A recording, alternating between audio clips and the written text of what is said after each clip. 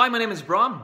Have you ever experienced inviting people to your BNI chapter and those people objecting based on previous experiences with other chapters that BNI may not be right?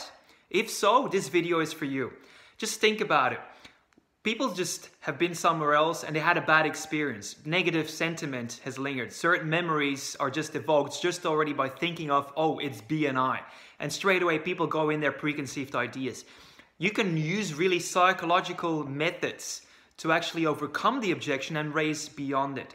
So here's what I suggest you to do. The first things first, and by the way, this needs to be really honest, right? It's important that you don't just fake it. You need to be honest in this. First step here, and it's 3 steps in total. First step is you first acknowledge the concern and you say, you know what? I can appreciate where you're coming from.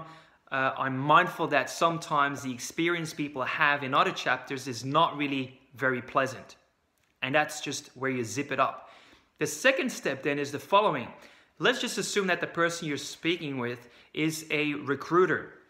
Then you would go to statement, the question number 2, which is, let me ask you, and you almost like frown a little bit and you say, let me ask you, in recruitment, which is your industry as I understand, is it possible that there's people that are doing a really great job like yourself and other people who are almost like the charlatans and spoil the broth for everyone? And then you wait until the other person says something. Let's just say that they say, well, yeah, as a matter of fact, you're right. Then that's perfectly in your favor. The next thing, you go then move to number 3. 3 is then, you know what? You get what I'm talking about. There's not just one particular BNI chapter. There's different chapters and there's different ways and experiences that you can have. Our chapter is very different, which is why I believe you may be benefiting from it. And that's why I'm asking you next, when could you make yourself available to come and visit us? You could either do such and such date or such and such date. Which of the 2 suits you best?